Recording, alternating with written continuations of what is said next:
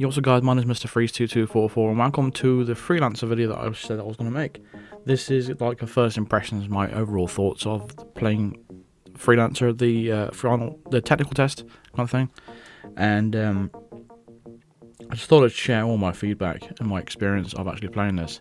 Now, the footage you're seeing in the background is not my footage, it's the footage from the official Hitman YouTube channel. It was the how to play Freelancer Mode that I did a video on last week. So I forgot to record my own raw footage of it, which is really stupid because I'm a YouTuber. I should be doing these things, but I forgot to do it. And I can't use my own live stream footage either because I didn't record that either. And if I had to download it from my own channel, the quality of the video itself, the resolution would be terrible. So you're gonna have to deal with this while I go through it all. So when you start Freelancer, you're greeted with these 8 contracts right here. Each one of these contracts have their own different kind of like objective rule set. So it's each to your own play style. So some of them will have objectives mainly based on poisons and stuff like that. Some contracts were mainly based on explosives and assault rifles, like loud weapons. Some of them would involve knives and axes. And some of them will involve stealth work and, you know, silent assassin, fireball kills and stuff like that. And that's really cool, but that's something I didn't really pick up on at the very start, even though I think it made it pretty clear, which I just didn't take it in at the start. So when you start off Freelancer, it is pretty frustrating, but the whole idea really overall is you've got a campaign of several contracts, and it gets harder and harder because you've got more individual contracts to beat before you get to the main syndicate, which they're called the Final Showdown, I think it's called. And yeah, so you start off with two regular contracts, which is relatively straightforward. But the problem is with that is if you've selected the wrong sort of contract for you and your abilities and your equipment, it can be very difficult. And the whole point of this is to grow your weaponry, grow your mastery level, and grow your overall money. So at the start it is a bit of a struggle, I'm not going to lie. But once you get to the main Final Showdown, it has the thing where basically you've got descriptions of people, you know, they're wearing glasses, they're wearing hats, they've got a necklace, they've got a watch, all that kind of stuff. But the issue with this is, as cool as that is at the start, it does start to become a little bit tedious, because as you progress through the main milestones of this campaign, they keep increasing the amount of suspects there are.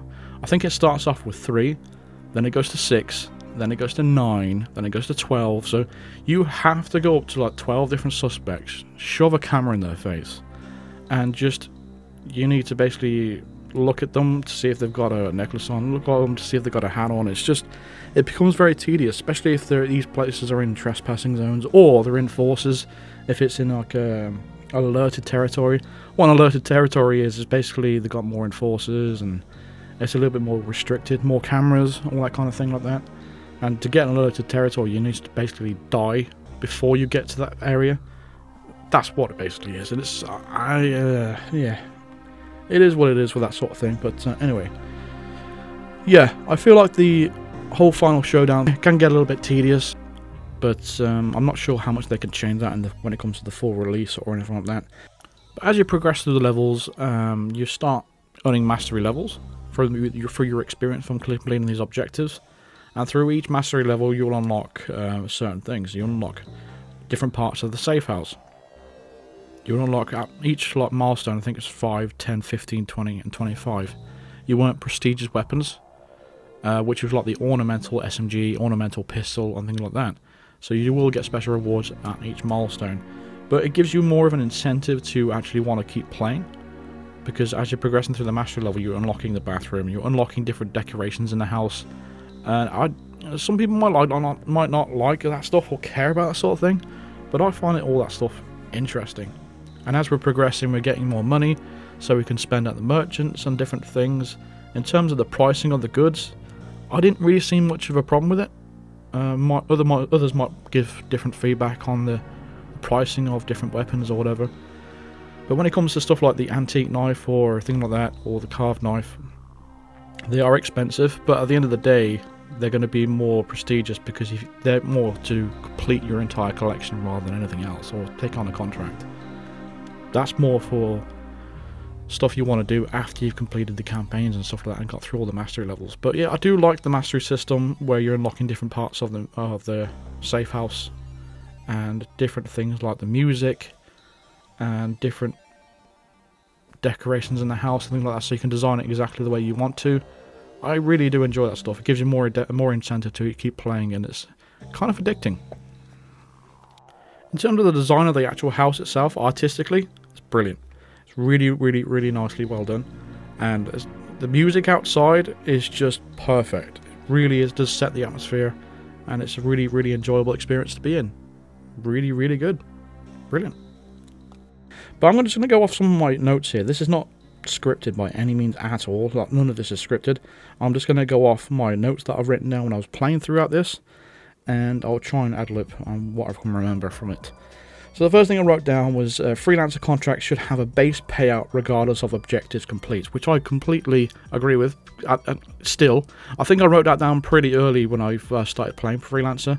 So if you don't complete the objectives, they're called optional objectives, but if you don't complete the objectives, you don't get any money at all. Which I don't like. I feel like you should get paid regardless if you complete objectives or not. Even if it's a base payout of like 5, 10 would be nice, but you know, you need a base payout. Don't make it for nothing, because sometimes you can't complete the objectives at all because you just don't have the equipment for it. It is what it is. Like when I started off, I had explosive kills and shotgun kills. I don't have this weaponry. I don't have the money to buy it either from these merchants. So it was something I couldn't. How am I supposed to progress this? Yeah, you could say that I picked the wrong contract, which I did, but what else was I supposed to do? So from the very beginning, you really are going to struggle because you haven't got anything. So yeah, I really think that there should be a base payout. It doesn't have to be too much, 5, 10 at most. But you know, without that, and you selecting the wrong contract, you're really not going to get anywhere really. But yeah, that's what I think anyway. Next thing I wrote down was that there should be a way to buy items back at the safe house. So if you die during the mission, any equipment that you took with you, you'll get it removed. It will disappear. Which is, it is what it is. That's the part of the game mode.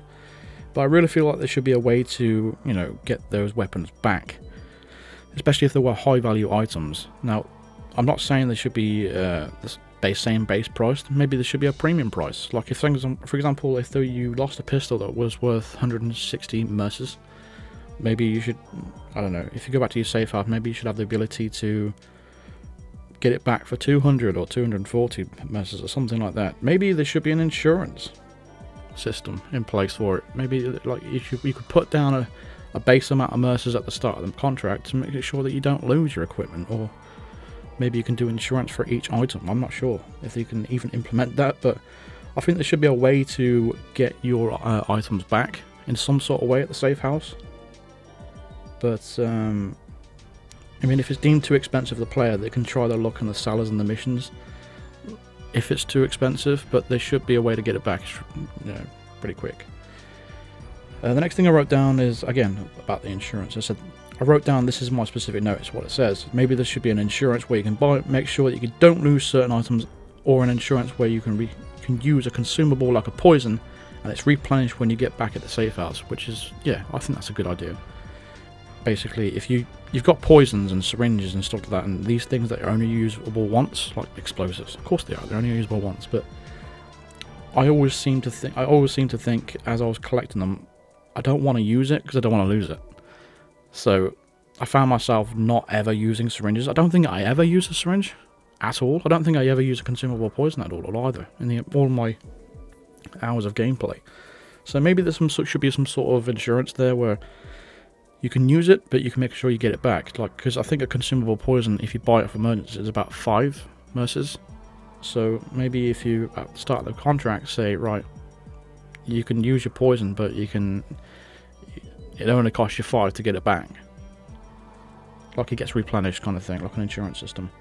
I like that. The next note I wrote down was about the capacity system. I wrote down small items like screwdrivers shouldn't cost 3 capacity when it's such a small item that overall isn't as valuable as, for example, the lockpick, which only takes up 1 slot, but is infinitely more useful. With the amount of screwdrivers laying around these maps, it makes you not want to even bother taking items like screwdrivers. So I think the capacity numbers need adjusting before full release. So yeah, I think when it comes to, because the screwdriver was 3 capacity, so if you've got a maximum of 6 capacity in your slots at the start, you're not going to be wanting to take in a screwdriver. But the screwdriver's littered all over these maps. There's no reason for me to take a professional screwdriver when it's just not necessary. I'd rather take a lockpick, which is only taking up 1 slot. But even an item that's way more useful, like a Calmer, Tranquilizer, or a Seeker, is only 2 capacity. It just doesn't make sense why some items are really expensive. I think, like, was it approximately Semtex or something like that? Is like 5 slots. It's incredible. If you're going off the weight or size, then how come you can get, like, you can take a big shotgun in the map? I think it's only worth like 1 or 2 slots. It just, I think some of these need a little bit of adjustment. And in terms of how useful these items are, like a lockpick is very, very useful. It should take up more slots. If you're not going to go by weight or size, then make it by how valuable the item is. I really like the capacity system though, because as you progress through your mastery levels, it increases. So it goes from 6. I think in the end I ended up with 12 slots after 25 levels of mastery, and that allows us to bring multiple items. Like, you can bring more than 1 pistol. So I brought along, in the end, I was bringing along a suppressed pistol, I was bringing along a tranquilizer, and I was bringing along a Seeker, as well as a lockpick. So I was bringing along multiple equipment. I still had slots available, so it allows you more freedom to bring what you want, rather than just being restricted to 2 or 3 slots that you do in the main game. So I really do like the capacity system, but I just think some of the numbers need a bit of adjusting before full release. Next thing I wrote down was we need loungewear outfits for the safe house. You can rake the garden, or you can paint a shed in these safe houses. You can do multiple different things in the house, but doing all these things while wearing a suit, it doesn't really fit the scene. So it would be nice to have some more casual wear for the safe house. I mean, 47, we wouldn't be wearing a suit all the time, would he? I mean, yeah, we do have multiple outfits in in our own equipment, but I don't think none of those outfits actually even fit this safe house scene, and we need something that just goes with the whole scene of it. But yeah, because you can do multiple things. You can fish, you can paint your shed, you can do some raking, you can mop the floor, you can clean the counter, and you can do multiple things. You can clean your shoes and that, but doing it in your 47 suit, it doesn't really fit the scene. So yeah, that's what I'd like to see in the full release as well, which I'm pretty sure they will do something like that. Another thing I wrote down as well is about the safe house is the playlists that are in the safe house itself. Now, as we progress through the mastery, we unlocked like classical music. We unlocked Hitman 2016's soundtrack for some of the maps. We unlocked some exotic music, and this is all coming from the Hitman series itself. But what I really would like to see included in the full release, I don't know if they can do this, but it would be great if they could include like the Blood Money playlist, like Blood Money music, or music from Hitman 2 Silent Assassin, or Hitman 2 Hitman Contracts, or music from Codename 47. You can even throw Absolution in there if there's time, but it would be great if you could include those playlists in this as well. I'm not sure how much, if they can actually do that or not, but it would be great to hear those old classic soundtracks in your safe house. Also, a couple of the songs that are in the classical music playlist is copyright for YouTube, so that needs to be sorted out as well, because I had numerous problems with that when I was doing my live streams. So yeah. Next thing I wrote down is about the disguises. I wrote down it would be good if we could bring disguises back from missions, and in future be able to start in that disguise on that map. So for example, if we grab a gardener's outfit from Dartmoor and we finish the mission in that outfit, can we bring that back with us, so when we start Dartmoor again, we can start in that start location like we do in the main mission, starting, raking up leaves like we do in the main mission. So if we do start that mission for a contract in the future, we have that disguise. That would be cool if they could do that. Next thing I wrote down is I dislike them removing most of the weapons that we've learnt that are there in the main maps from the main campaign. They either replace them with a nerfed version like a rusty crowbar instead of a normal one, or just straight up remove them altogether. Woodstone Creek, for example, most guards carried a suppressed pistol, and now in Freelancer nobody has one at all. Even some keys and key cards have been removed. Why? Why can't we bring back items like the saber from Paris or the circumcision knife from Sapienza? Because they're valuable items, and if they're there in the main maps, why can't we bring them back? It's like there's swords in Sapienza hanging on the wall. They're not there anymore. You can't bring back the battle axe. You can't bring back these valuable items, and I'm not sure why. Because they just remove them altogether. It's just, I don't know. It's a little bit frustrating. I can understand the guards carrying non-suppressed pistols, because suppressed pistol is a valuable item. But when it comes to items that you know that are there in the main maps, from your map knowledge, from years of experience of playing, they're just not there anymore. And it's really frustrating where you think, okay, I need something, because I'm going to go IOSP, on-site procurement, because I don't have any equipment. So you go there to go pick it up, and it's not there. It's just incredibly frustrating, and it happens map per map, and there's only 9 maps that they included in the technical test, so when it comes to the full release, it's going to be even more frustrating. So it's frustrating that they've removed most of the items, if not nearly all of them, in the main maps. It's a bit annoying. Next thing is, I noticed there was an outstanding coin slot in one of those briefcases, one of them suitcases over there in the back of the safe house room. And I think it should be a part of 47's equipment somewhere, to acquire from somewhere, because from my experience, I couldn't see it anywhere. I presume we'd have to buy it from a seller, but it's a bit daft that we have to buy a coin with money. A coin should always be available from a logical point of view. It's a coin at the end of the day. So I'm not sure, and maybe you have to earn it in some way, but I completed the campaign and I didn't get it, so how do you acquire this outstanding coin? Because so far, that's the only way of bringing coins onto a map. It would be quite nice to bring coins as well, because, like I said, it's a powerful distractional tool. It's one of the best items in the game. But how do we get it? I didn't see it at any merchants, and I didn't get it as any kind of reward. Or the big, huge crates that you get at starter missions, where they give you a choice of 3 different pieces of equipment. Again, I didn't see it anywhere. I've got 2 more notes here. One of them I wrote down. It says some contradictory objectives, and some objectives are just straight up not working. There's contradictory objectives that would include things like headshot your target, but another objective would be to use no firearms.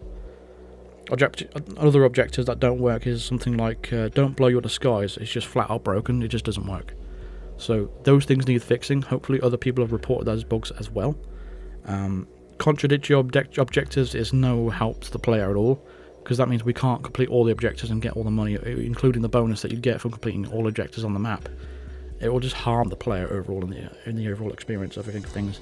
Then you've got the prestige objectives. Fair enough, you can select them yourself, but again, if all 3 of those prestige objectives are contradicting the main objectives, then there's a bit of a problem there, because they're worth usually quite a bit of money, from 20 to 30 merces. So yeah. And another thing I wrote down is that there seems to be an issue with Mumbai. This happens on other maps as well, but especially Mumbai, where you'll take out someone in a closed room, no windows or anything like that, and people in the next room just seem to know what happened. This happens through walls, floors, and ceilings from my experience. Very frustrating. During a stream, I had several witnesses to a crime that nobody even saw. It just kills the experience and ruins the whole mood of it. Happened in Mumbai multiple times. So they're those people that watched me during my live stream. I got very frustrated, especially in Mumbai, but it does happen on other maps as well. But I specifically, mainly remember it happened on Mumbai multiple times, and it doesn't happen in the main games.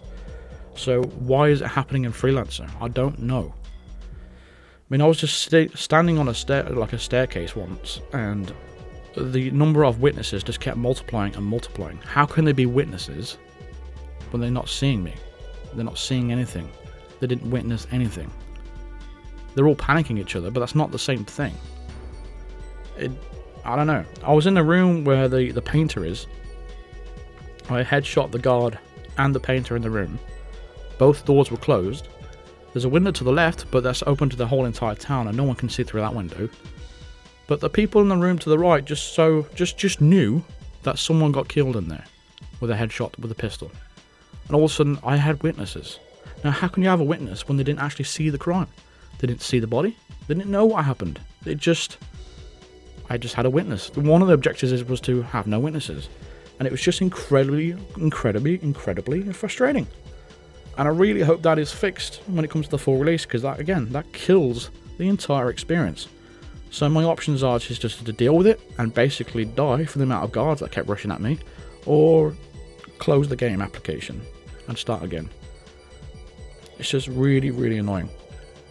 But that's all the notes I have written down. But overall, it was a very fun experience. It was the most fun experience I've had for many years playing Hitman. Because for people that have been following me for a long time, I've been doing Hitman guides on this game for 6 and something years, about 6.5 years now.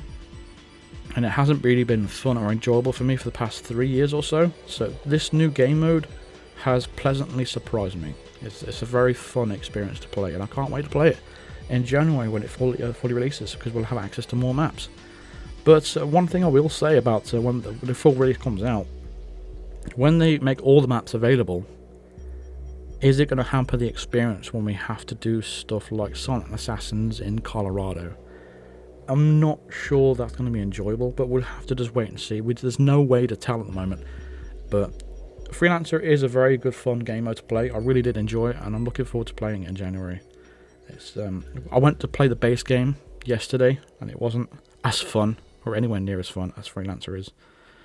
So I think the developers have done well with this game mode. I really enjoyed it. And one thing I did notice from the start, which is a fun experience of it all, is you can't restart any contracts. And because Silent Assassin, unless it's an objective, it doesn't matter.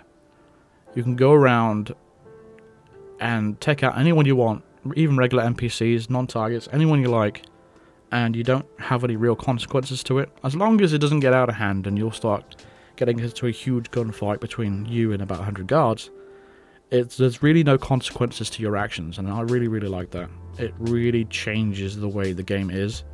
And it's, like I said, it's a game changer. It really is, and it's the most fun way to play, I think, because when you're playing the base game, all you're focused on really is Silent Assassin. So it's nice to have that freedom now. Is if some NPC sees a body or something like that, you can just shoot them in the head, and there's no consequences to it, because the objectives is your goal. You need to, once you complete those objectives, that's great. It doesn't matter if you do it Silent Assassin at all. It doesn't matter at all, as long as you complete those objectives, because you don't get any special reward for getting Silent Assassin unless it's an objective. Again, I really like that freedom to just basically take way more risks than you can do in the main base game. I think it's really good. So that makes the game a lot more fun, and there's a lot of things you have to just think off the top of your head. Sometimes I took too many risks. I need to adjust my playstyle a little bit, but I'll get there. I'll perfect it. But yeah, it's very fun. But that's my overall thoughts and opinions on Freelancer. Now, there's probably loads I've missed, and I'm probably going to think of several things after this video is finished. But let me know your thoughts in the comments, what you thought of Freelancer for all the people that played the closed technical test. I'm really curious to what other people think as well as what my thoughts are. And that's going to do it for this video. Thank you very much for watching. Feel free to drop a like on the video if you enjoyed it. Or if you're agreeing by my opinions, drop a like as well. Subscribe if you are new to the channel. Hit the bell notification to be notified of all future videos and live streams. And I'll see you in the next video. Thanks for watching. Cheers.